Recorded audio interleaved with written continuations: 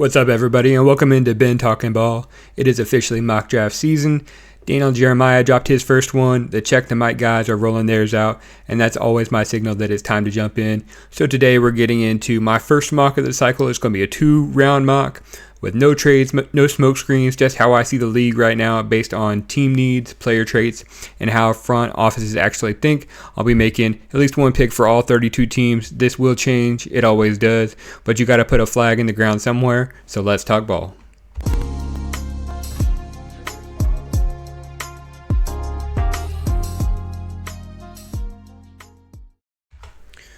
All right, we're starting off with the first pick in the draft. No surprise. All the Ravens brass was at the national championship to watch Fernando Mendoza win the national championship for the Indiana Hoosiers. It was a great game. I'm sure you all caught it out there, but I've got Fernando Mendoza going to the Raiders. Everybody knows that Geno Smith really struggled last year, and they're going to be taking this thing in a new direction. So Mendoza to the Raiders at 1.1, and I think that's going to be a common pick for a lot of people. With the second pick of the draft here, I've got the New York Jets. I think that they can go in a couple directions. Ultimately, it's going to come down to Arvell Reese or Ruben Bain. These two pass rushers, I think, are going to be at the top of the draft. For me personally, I'm a Ruben Bain guy. I know that he has short arms. I think that people may not like him for that reason. Will this be the pick? I don't know. But I'm going to put my flag here on Bain. I just think he's an outstanding pass rusher. If you watch him in the college football playoff, as well as just all year, he's an electric player off the edge. And it's going to push the boundaries of what teams are willing to accept with him having shorter arms than most productive edge rushers. But I believe in Bain. I just think he's a really good player. And so I'm going to give him to the Jets here at number 2. Number 3, again, I think the only other player that you can really take here in the top 3 is Arvell Reese. I just think he's by far the third best prospect in this draft. This is a player that I think the Cardinals will like. They tend to frequently like these kind of linebacker edge hybrid players, whether that's Zaven Collins, Hassan Reddick. And so Reese is very much in their wheelhouse of the type of player that I think that they would like. I think year one with Josh Sweat in the mix, as well as Baron Browning and Zaven Collins, I think that Reese will probably start off playing more off ball, which is more of his college position. But in time, I think that to get value out of the third pick in the draft, you're going to want him to play more and more off the edge as time goes on, hoping that that this is a Micah Parsons type of player who can transition into a full-time edge role. And be that guy to harass the quarterback, rack up double-digit sacks. But I think that they can slow play his development a little bit here with some of the players that they currently have in that edge room. Either way, I do think he's, looks like a special player coming off the edge. So I've got him going here to the Cardinals at number 3. At 4, the Titans are here, and they've had a lot of trouble with their pass offense as well as their pass defense. I think the best route to go here is going to be to get a true number 1 receiver to support their young quarterback. And then I think you can go with either Carnell Tate or Jordan Tyson. My pick here is Jordan Tyson. I just think he's the better of the two, the more electric player. He has this, people look at him as if maybe he's a little bit injury prone. I don't see that. He played more snaps than Carnell Tate this year, so I like Jordan Tyson. I think that he is that true number 1 receiver that is going to help Cam Ward in his development. At number 5 here, we've got the New York Giants.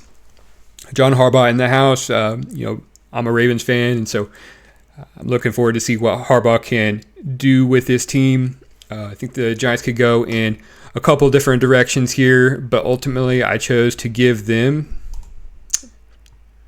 Francis Mauigoa. He would play right tackle for them. As of right now, they've got a couple of important free agents to try to re-sign.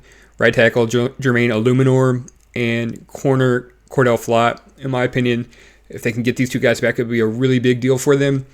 But given that Illuminor is currently a free agent, I think that would be the most pressing need and also fit the best value that would be available here for them at number 5.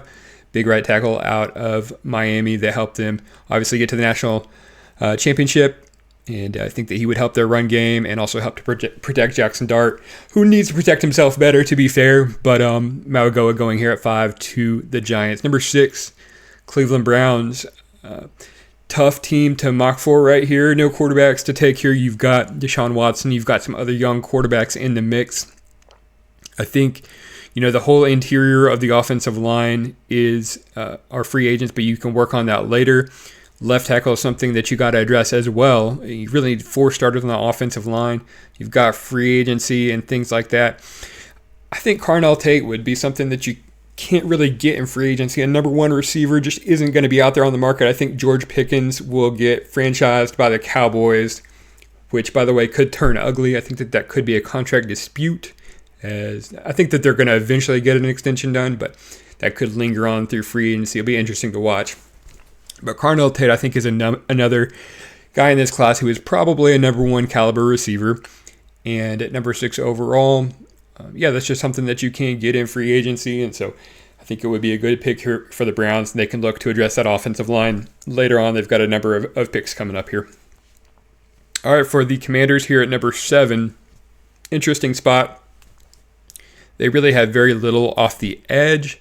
They really need to work on their pass rush and their defense in general. I'm going to make a little bit of a luxury pick here. In my opinion, the Commanders have needed help at the safety position for some time now. Caleb Downs, the PFF guys have him as the number 1 player in the draft. The consensus pick ranking for him is the 5th overall player in the draft. Either way, I definitely think he's the best player on the board here, and I do think that he could see the field for them right away. Bobby Wagner is also a free agent.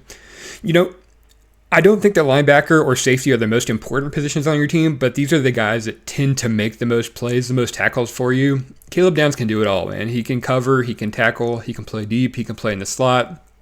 He can play a lot of different alignments and help your defense in a variety of ways.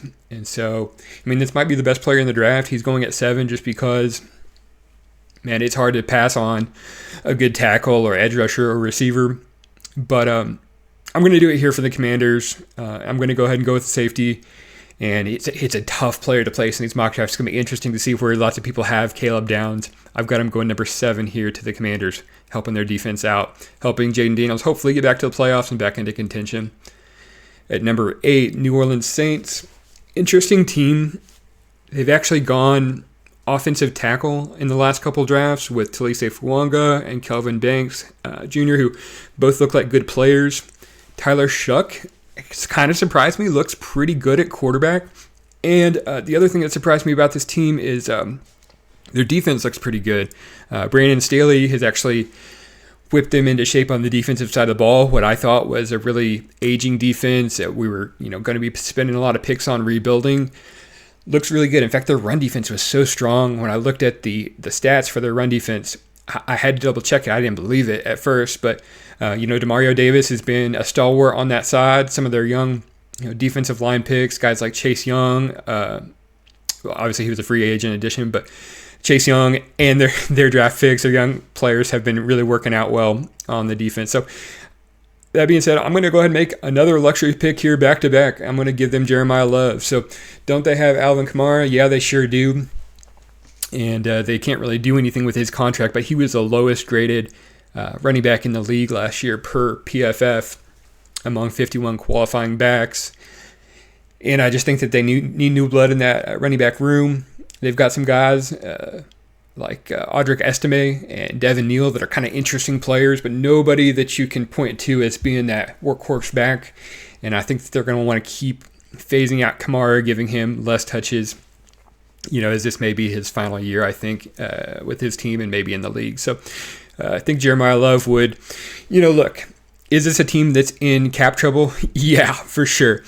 Is this a team that you could argue maybe ought to eat their veggies and take a high value position where you can get excess value on their contract? Yeah, you can make all those arguments, but you know what? These aren't your granddaddy's football team or front office. These are the New Orleans Saints. They do what they want to do. They take the players that they think are going to help them win, and they figure out the cap down the road. Do I think it's a responsible thing to do? I think that's debatable, but I think that this would be a very Saints pick, and I think that Jeremiah Love's a talented player who could easily go in the top 10 of the draft. So that's where I've got him going today. With the Chiefs at number 9, I think a lot of people will give the Chiefs either Jeremiah Love or Caleb Downs in these mock drafts. Some of these value picks that the Chiefs would be in good position to get here. in a lot of situations here at number 9. Since those players are not available, I think that they just look to bolster their pass rush more than likely. You could look receiver, but I like pass rush here. I went ahead and gave them David Bailey out of Texas Tech. Good player, played for Stanford, good athlete, really improved against the run this past year. I think he'd be a good complement for George Karlaftis, as well as Chris Jones, and just help them get after the quarterback. And ultimately, when you get into playing January football, which they'll probably be back to next year, more than likely, depending on how much Mahomes can play. But this is a player that would help them potentially contend for that next Super Bowl as soon as next year. We wouldn't surprise anyone if they were back there in that spot. Bengals on the board at number 10. This is a defense that has held back Joe Burrow. I think that their offensive line is in pretty good shape. 4 out of 5 spots are in pretty good shape. You're not going to take a guard up here, but you need to work on that defense. Whatever you think you can do to help that unit out the most here. So I chose to give them Keldrick Falk. He's an edge guy. Trey Hendrickson is a free agent. They have spent high draft picks on both Miles Murphy as well as Stewart last year. Murphy is finally rounding into probably a starting caliber player. Same can't be said of Stewart. So Keldrick Falk would give them another pass rusher who they could also kick inside to play, rush from the interior on passing situations. But Falk would help their run defense, help their pass defense, and overall just make them a better unit. So I think this is the best player to help their defense here at number 10 overall. At number 11, the Dolphins are on the clock. Interesting team here. Obviously going to be a new head coach. This has become actually a little bit of a younger roster. You think that Tyreek Hill is probably not going to be here, so you wonder about bringing in another receiver, but they do have Jalen Waddle as well.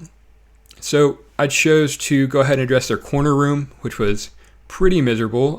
Juju Brents showed some signs of life, but I have the best corner in the draft as Mansour Delane, right up there with Jermod McCoy. But Delane did not suffer an injury that kept him out of playing this year. And so that for me is a tiebreaker between Delane and McCoy. I think both these guys can play man, play zone, and help your defense out. The Dolphins' best corner this year was Storm Duck or Juju Brents when he was healthy. They need a lot of help at the corner position. They could easily double up or pick up someone in free agency and draft someone. So I think this pick would help the Dolphins out a lot. By the way, there are some teams. We can stop and talk about the quarterback situation here. This is a good time to do it.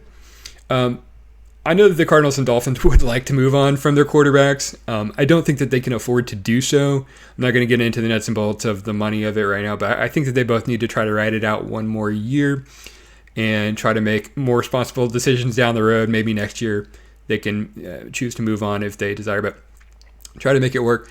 I think that the Vikings and Falcons are going to need to give their young quarterbacks one more year.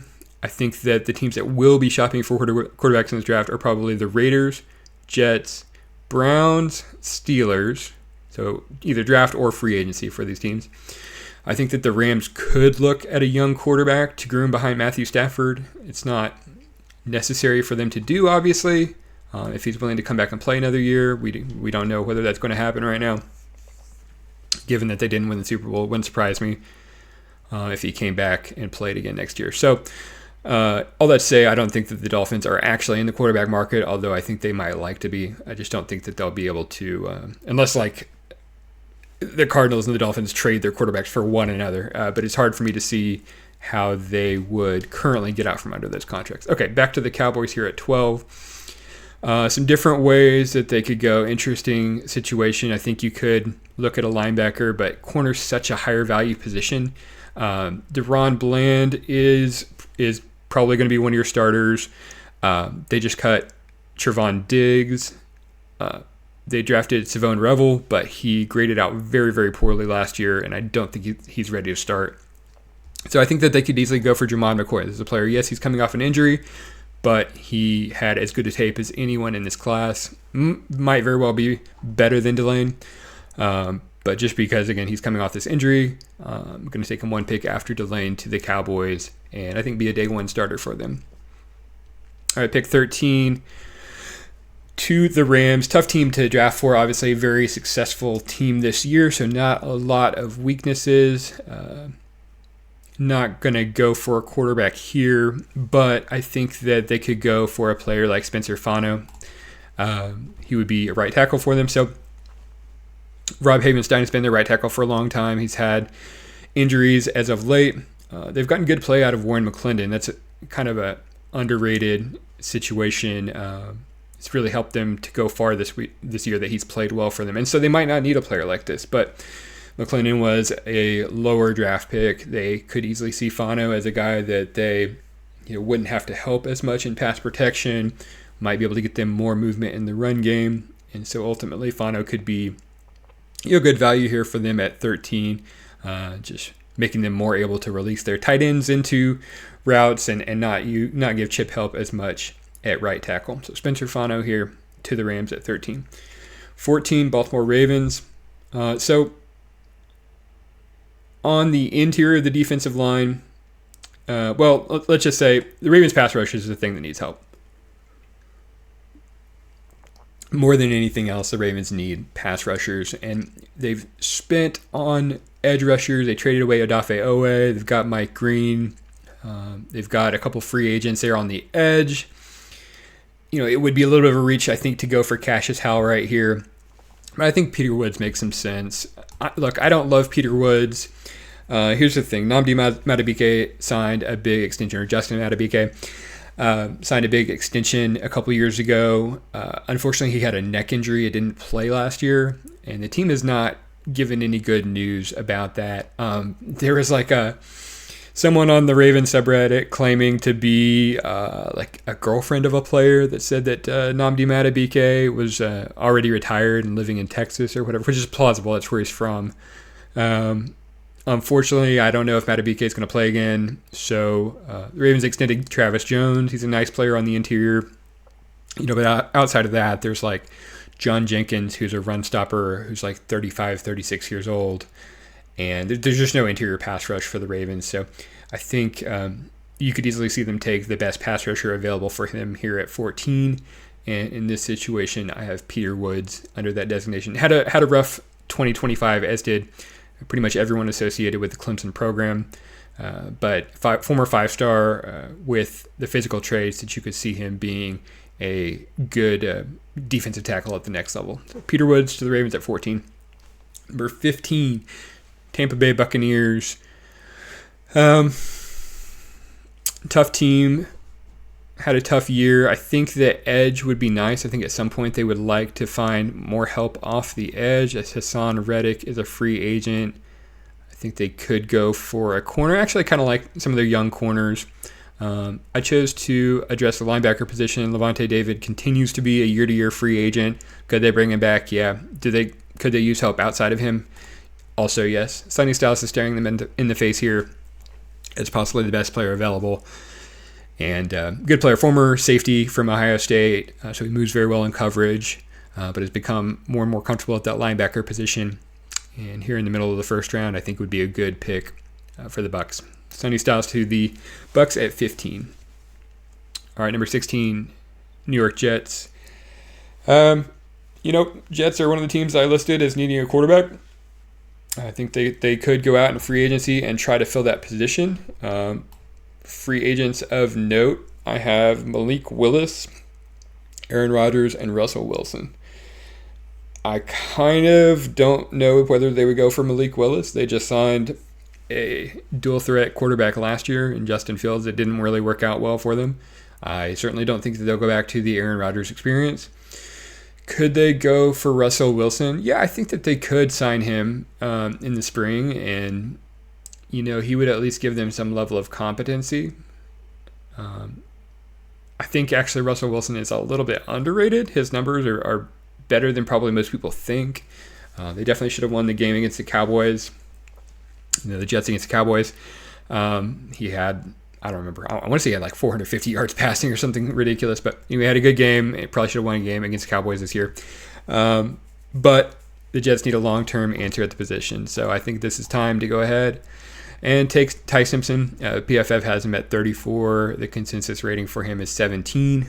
So this being the 16th pick, this isn't really that much of a reach, I don't think.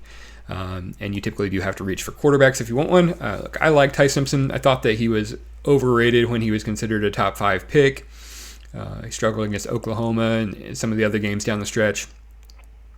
But I think he would be a reasonable choice for them to take a quarterback. I mean, you can argue that maybe they should try to get some of their infrastructure in place, work on the defense, the group of receivers, but you just can't wait forever to take a quarterback in this league. You got to get guys in the building and start developing them. So that's what they would do here with Ty Simpson at 16.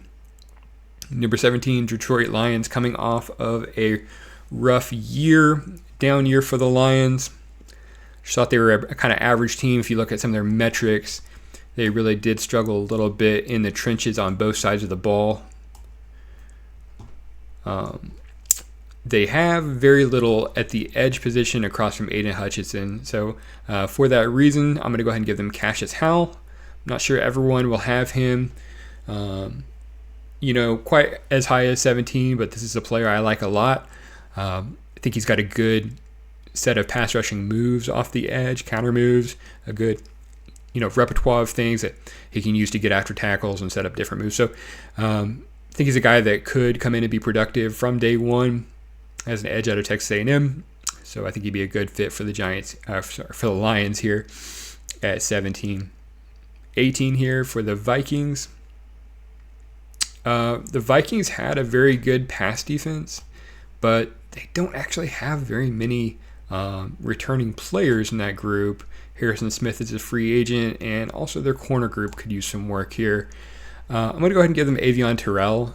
He's not a player I like as much as a lot of people, but there's no question, obviously he's the brother of A.J. Terrell, who's been a good NFL player for some years. And Avion Terrell, I think, fits this range as a mid-first round player and would really help the Vikings group of corners. I think a player that would make sense for what they're trying to do. It looks like at this point Brian Flores will probably be back as their defensive coordinator, but certainly if not, they're going to need some better DBs. And even if they do retain him, I think that they'll need some help. They've got a couple of defensive tackles in Jonathan Allen and Javon Hargrave that have been so-so, and they're paying those guys a lot of money. So I wonder if they'll try to pick up some players later on. I thought Jalen Redmond was secretly their best defensive tackle last year. So that's a position group to watch as well. But you can't really do, I don't think, that much for the passing offense, which is their biggest Achilles heel. I just feel like you need to give J.J. McCarthy another year. So that's, I think Terrell is the best thing that they can do to help their team right now. All right, Carolina Panthers on the board here at 19. Good year for the Panthers. I'm really impressed by what this regime has done, winning 3 more games each year. Ultimately, I think the best move for the Panthers right here is to add to their receiver group with Mekhi Lemon. So, obviously, Xavier Legette has not worked out very well. I wonder if he will be headed out of town pretty soon here. If that may be the case, then Mekhi Lemon would be another bite at the apple, another playmaker for Bryce Young, as I think they'll want to continue to surround him with players to try to help him take his game to the next level. So I like Mekhi Lemon. I think he would help them do that here. Cowboys back on the board at 20. Remember that the last pick we gave them was Jermon McCoy at 12. And here I'm choosing to give them TJ Parker, edge out of Clemson. So they took Donovan Ezeraku last year in the top of the second round. That worked out well, but you obviously traded away Micah Parsons. You've got a number of free agents like Sam Williams among them. I think a couple other guys as well. So TJ Parker would be a good complement long-term to Donovan Ezeraku as they continue to try to build out this defense. I do think you'd like to get a linebacker at some point down the line, but I think edge is the value here with TJ Parker. All right, 21, Steelers are on the clock, and I think that the best thing for them to do here is probably to grab a receiver. They've addressed defensive tackle. The offensive line was pretty good last year. Broderick Jones is getting on up there and has only kind of been so-so. But let's look at a receiver. So we could go for Denzel Boston. I thought about that. He's a pretty similar player to DK Metcalf, though, and I like Casey Concepcion quite a lot. I think he's got good speed, elusiveness. I think he's a real playmaker, type of guy that could take a catch from anywhere and take it to the house. And so to me, he's a different type of player than DK Metcalf and will be a very good complement for him. Whoever the quarterback is in 2026 is going to need a better second receiver to throw to. So here I think the best option is just to go ahead and pick up Concepcion and be that guy. 22, the Chargers are on the clock. For a team that made the playoffs and has looked pretty good, they're in good shape. They've got a nice young roster and a good amount of cap space. The obvious Achilles heel for this team in 2025 was the offensive line with injuries to Rashawn Slater and Joe Alt. We can certainly hope that those guys will be back in action and able to help them going forward. But even if they are, the interior of the offensive line was also a disaster. They honestly could replace, I think, just about any position. Maybe Zion Johnson might be the only guy that you look at and say, yeah, he's definitely going to be, or pretty likely going to be helpful to us next year. So looking at some of these offensive linemen down the board here, I think that the best option, just for versatility's sake, versatility and value, is going to be Caden Proctor. It's interesting because the Chargers have been more of a gap scheme run game, favoring bigger offensive linemen and power runs. Now with Mike McDaniel in tow, is that going to remain the case? It'll be interesting to see. He's favored more of a zone run game in the past, more athletic players rather than big strong players. But I still think that Jim Harbaugh is going to want to have that power element in the offense. I think that a lot of the Shanahan tree guys, Shanahan, McVay, have ran more power, more duo, more of these gap scheme runs, and it wouldn't surprise me if McDaniel, was willing to do that, working for Harbaugh. So all that to say, I think Proctor could play left tackle or right tackle if one of those tackles that they already have trouble coming back off their injury. And then Proctor could also play down inside where the guy that they signed for guard last year, whose name I'm blanking on, didn't play very well. Anyway, Proctor could play guard. He could play tackle. He could play all over and help them out on this line. So I think Jim Harbaugh would definitely like Caden Proctor. At 23, Philadelphia Eagles on the clock. Looked at some different spots. I think they would like to pick up an edge. Don't see a good value for that right now. I think they could go receiver here, but even more importantly, they currently have an outstanding free agent at tight end with Dallas Goedert.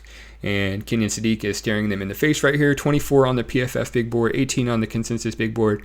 This would be a good value pick, I think, here for Kenyon Sadiq. Nice athletic tight end. He can threaten the defense at all three levels. So good tight end out of Oregon here, going to the Eagles at number 23, helping this passing offense. All right, 24, the Browns are on the clock. Recall that we gave them Carnell Tate for a receiver with the last pick. Here at 24, I'm looking to improve the offensive line, and I'm going to do that with Caleb Lomu. I think Caleb Lomu would be their day one left tackle. They do have Jack Conklin coming back at right tackle, but again, their whole interior are free agents. DeJuan Jones did not work out as a left tackle this past year. Cornelius Lucas, who's typically a pretty good backup, did not grade out well this past year either. So really nothing at left tackle, nothing on the interior. Caleb Lomu would be a good cornerstone to start rebuilding that offensive line in Cleveland as they continue to keep their eyes open for, I think, an upgrade at quarterback. 25, Bears are on the clock here. And looking at, they had a real offensive draft last year and obviously exceeded expectations. But I think now is the time to go ahead and address the defense. So their pass rush win rate was on the struggle bus last year. They signed Grady Jarrett to a 3-year deal. And also they have Gervon Dexter in a contract year now. But I think they need to go ahead and look at the interior of this defensive line. Caleb Banks is an interesting guy. 29 on the consensus big board. Has really played well at times, but had a foot injury last year and didn't play very much. So they'll have to look at the medical things, see if they're comfortable with his health on the foot. But if they are, he's the type of player that could give them interior pass rush and be a good starter for them on the interior of that defensive line, which they badly, badly need. 26 Buffalo Bills are on the clock. And, I really thought their run defense was going to be their Achilles heel. In fact, I thought the Jags shot themselves in the foot by not running the ball more against the Bills. But ultimately, this defense has got to get a lot better if they are going to be able to win with a quarterback, obviously that can drag you across the finish line if you can just get kind of onto the green, you know what I mean? So here, I think Caden McDonald would be a good pick. They've got some guys at defensive tackle, at Oliver, and then some guys that I like. I like TJ Sanders, but I don't think he's really a great run stopper. They also have, I'm trying to do all this off the top of my head. They also signed Michael Hoyt, who tore his Achilles. They also have Dwayne Carter from Duke, who I liked, who also tore his Achilles. So they've got some guys in the defensive tackle room, but I just don't think there's a run stopper like Caden McDonald. I think they badly need that help. I think they need help at linebacker too. Yeah, they've got linebacker here on the needs of the simulator. I thought about receiver, but ultimately I think Caden McDonald is just too good to pass up at that nose tackle position. All right, pick 27, 49ers are on the clock. And I have Denzel Boston at 25 here on the consensus board. PFF has him at 20, but regardless, the Brandon Ayuk saga is going to end for the 49ers. They've said that they're going to cut him. Jawan Jennings is also a free agent. Also, don't forget that, sadly, George Kittle tore his Achilles in the playoffs.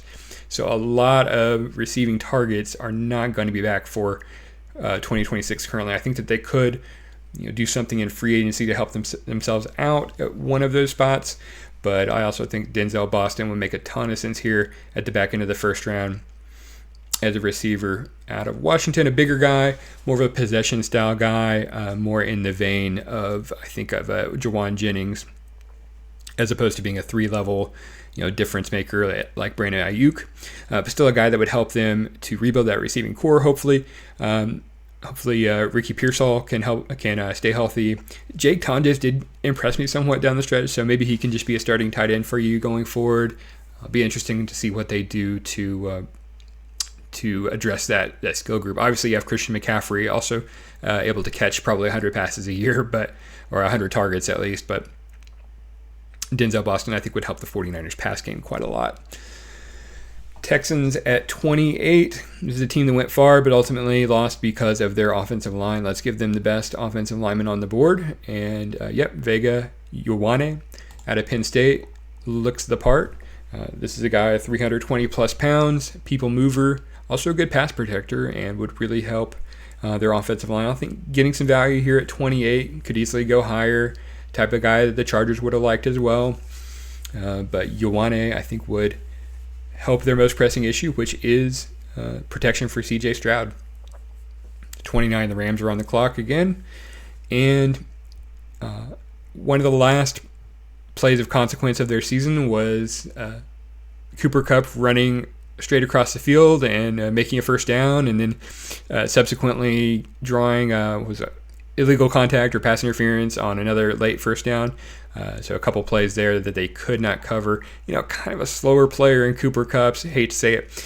But I think corner would be good for them. I'm going to pass up Colton Hood here and go with Brandon Cisse. He's a little bit bigger on the consensus, a little bit higher on the consensus big board. Also a younger player, slightly. The Rams have an older roster.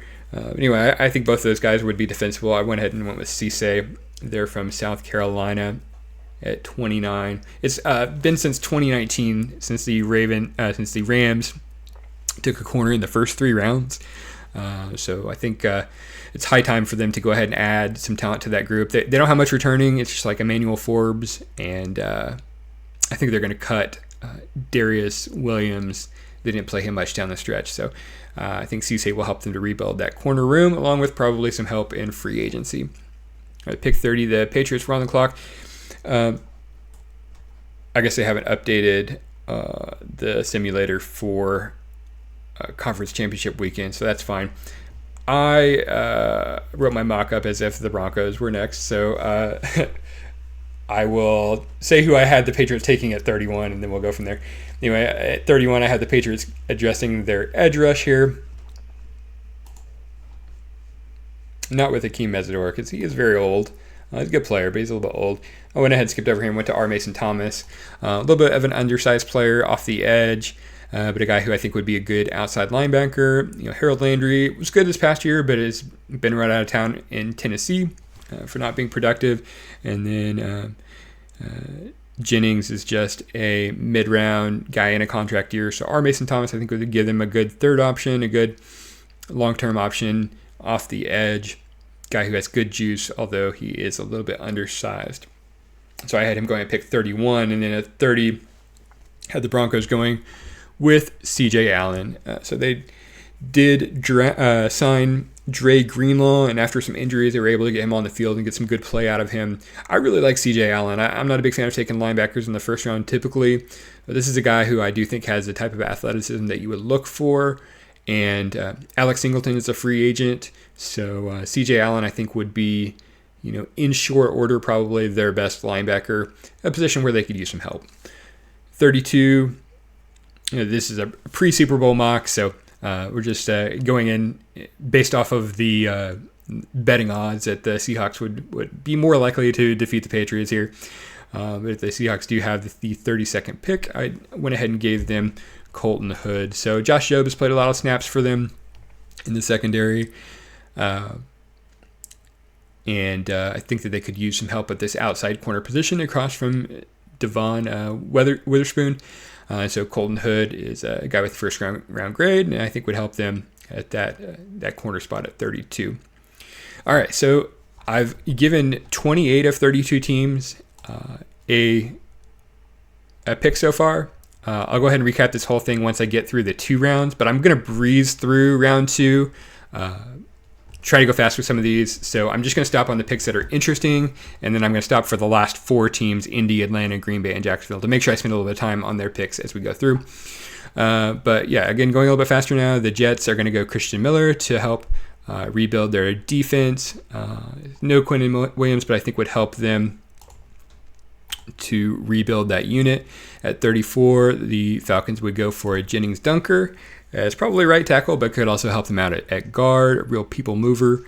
35, the Titans, I have addressing the corner position. L'Jarius Sneed has been a disappointment, and the best corner I have available is currently Chris Johnson out of San Diego State. Good zone corner, I think would be a good fit for them. 36, I have the Raiders. Looking at the linebacker group, going with Anthony Hill Jr. They have very little at the linebacker group. Needless to say, Jamal Adams and Devin White didn't get it done this year. So I think that he would help them rebuild that group. I have a little bit of a reach here, so I'll talk about this pick a little bit more, at least based on the consensus board. Yeah, here. D'Angelo Pons to the Giants. A little bit smaller guy, 5'9", 170 range, but a really, really talented player and playmaker, great ball skills. So although this is a little bit of reach per the big board, this is a guy that I want to put my plant my flag for. I love D'Angelo Pons. I would not be upset if he went at the back end of the first round. And so I've got the Giants going ahead and snapping him up here. And I feel good about that. So Texans back on the clock here. They already got a guard in Ioane. I would have them address the offensive line again with Monroe Freeling, a guy I didn't expect to declare for the draft, but I think a guy who could easily develop into a good starting caliber player by year 2. And I think he'd be a good, maybe a little bit more developmental player here for them.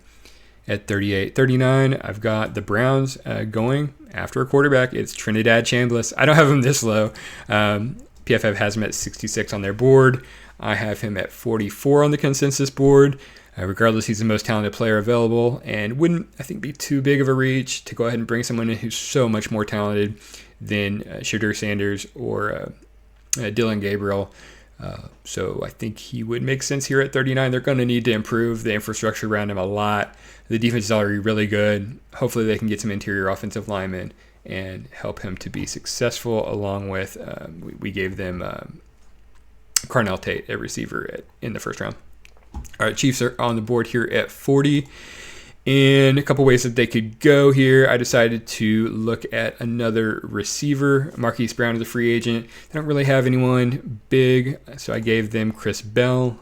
I think that he would help that receiving group. Bengals need to continue to work on their defense with a safety here, Emmanuel McNeil-Warren. I think he would help be a really good run filler and just help their defense overall.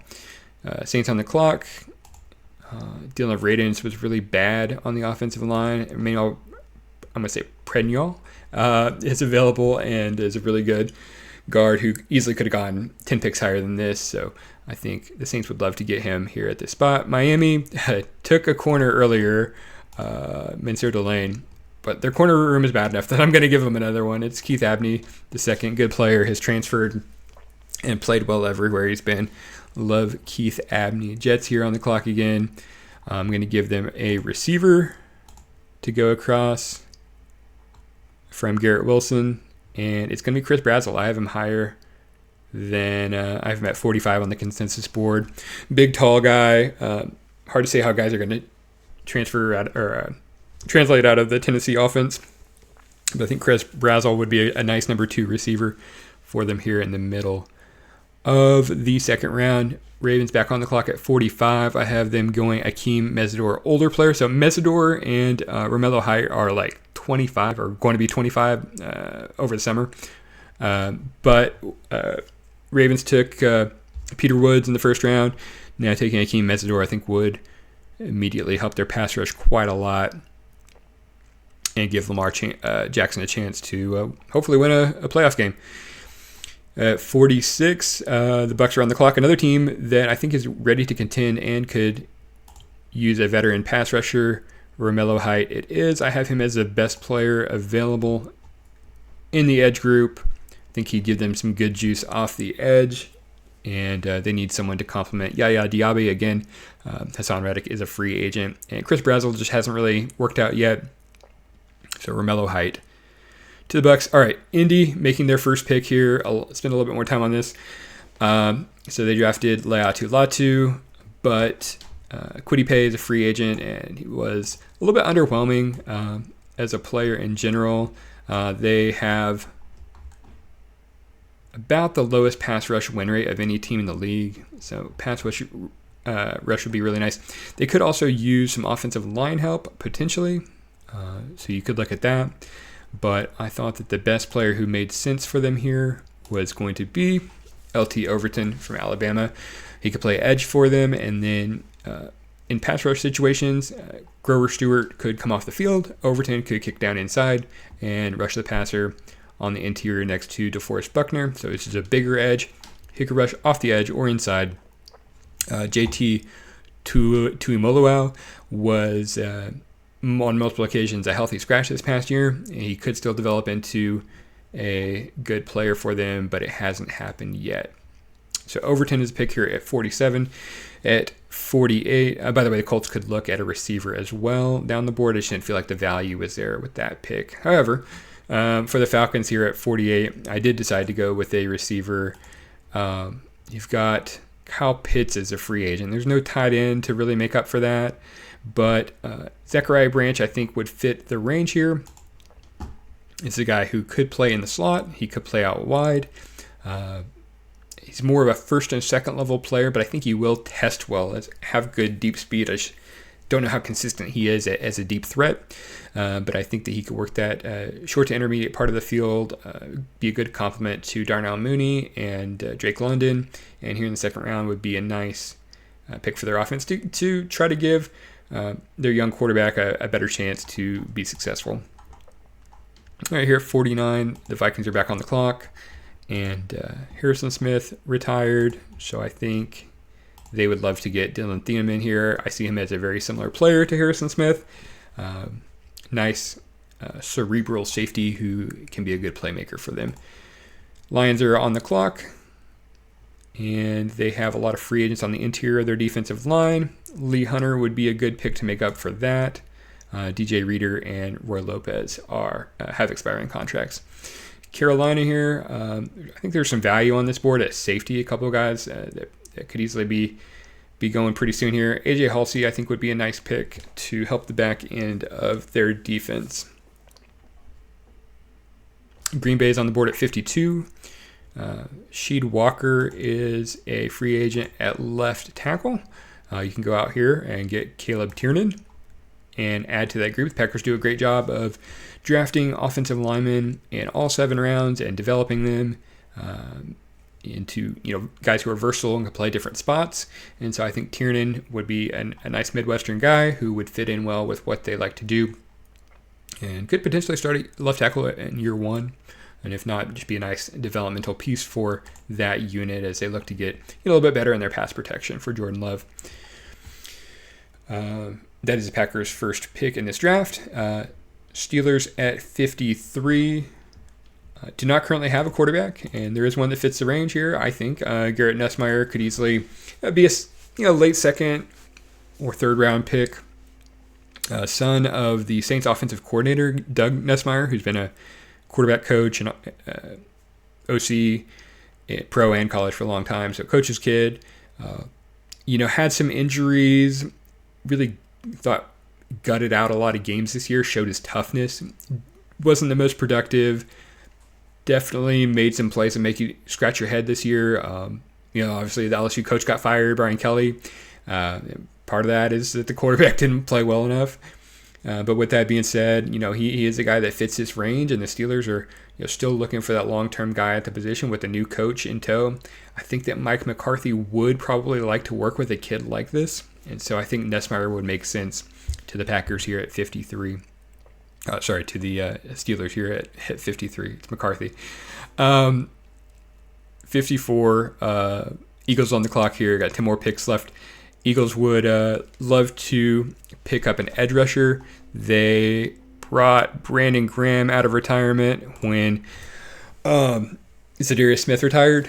So Zion Young would be a nice piece, I think, for this group out of Missouri. Good athlete off the edge.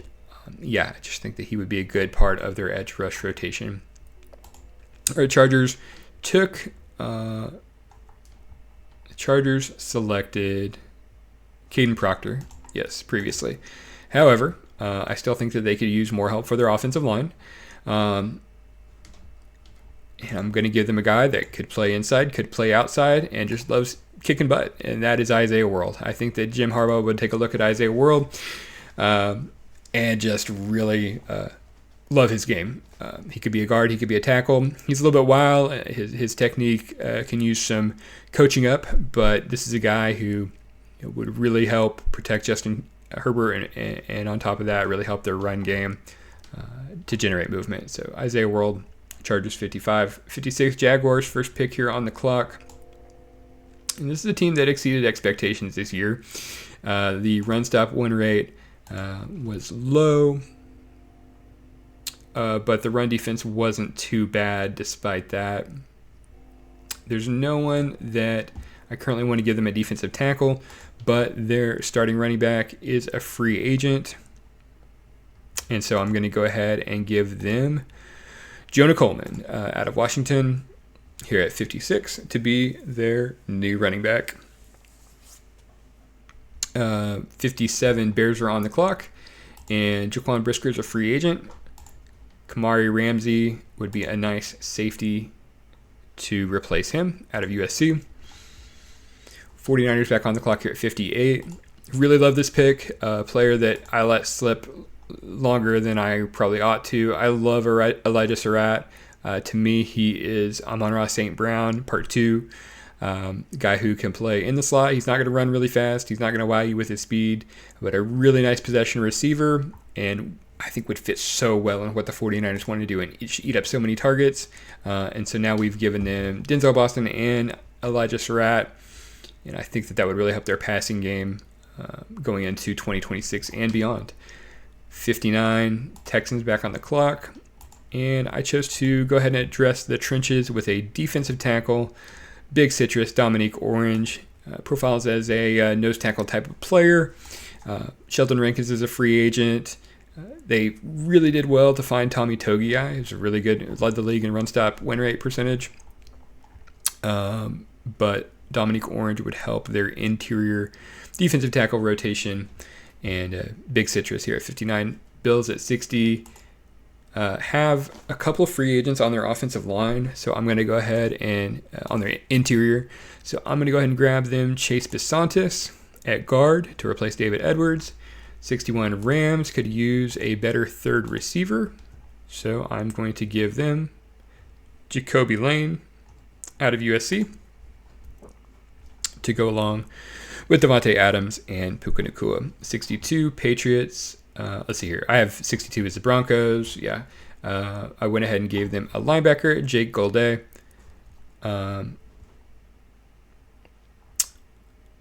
Just realizing that I gave them CJ Allen in the last round. So let's call an audible on that and give them someone who makes more sense here. Just looking at the PFF board, Evan Ingram is so-so. Maybe they would like another receiver to go with who they have. So let's go ahead. I actually like their wide receivers just fine. Let's go ahead and give them Eli Stowers out of Vanderbilt for the Broncos here at 62. And then for New England here at 63. Sorry, the graphics are messed up. New England here at 63. We'll go ahead and grab them a safety. Jalen Hawkins is a free agent. So Zakee Wheatley, I think, would be a good starting caliber safety for the Patriots here at 63. And then last pick here for the Seahawks.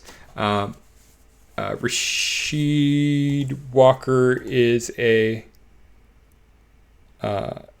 Shaheed is a free agent. So I think they could use receiver. I think Jeremy Bernard is a nice value pick here for them at 40. Wouldn't replace Shaheed. He's not a speed burner, but would be a nice receiver at 64.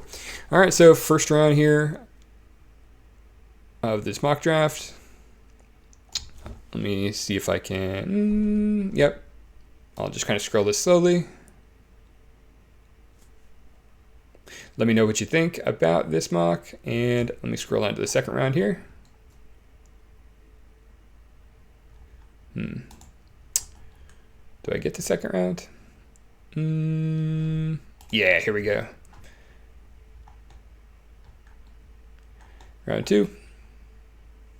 And I'll go over the round 2 picks here. We had the Colts at 47, taking LT Overton to help them off the edge. At 48, we had the Falcons taking Zachariah Branch to help replace some of the production from Kyle Pitts in their passing game. 52, we had the Packers going with Caleb Tiernan to help replace Rashid Walker in their offensive line, left tackle. And then at 56, we have Jonah Coleman going to the Jags to replace Travis Etienne in their running back room. All right, so thanks for watching my first mock of the year. I'm sure I'll do plenty more as time goes on. Been doing some analytics and some different things, so be sure to leave a comment. Let me know what you think. Thanks for watching. Have a great day.